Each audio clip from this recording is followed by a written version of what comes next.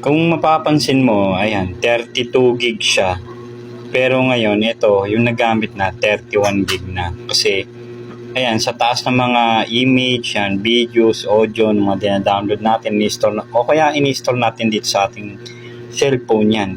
Kumakain talaga siya ng malaking space or memory sa cellphone natin.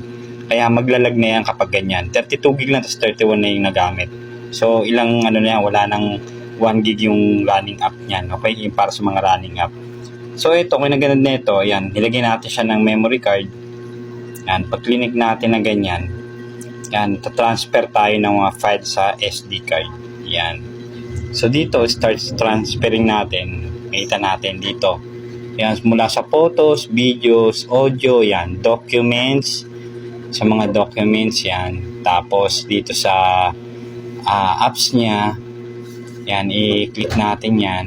Tapos start transferring natin. Diyan, okay na. Nakalagay dito, transferred successfully. Okay? So 510 MB yung nailipat natin sa SD card. Okay? So click natin yung done. Okay? So back natin. Makita natin dito. Ayan. Ayan o, lumuwag na siya. So ayan, nakita natin. Ayan o. Malaki na yung na-transfer natin. Nasa 13 gig na. Ayan o.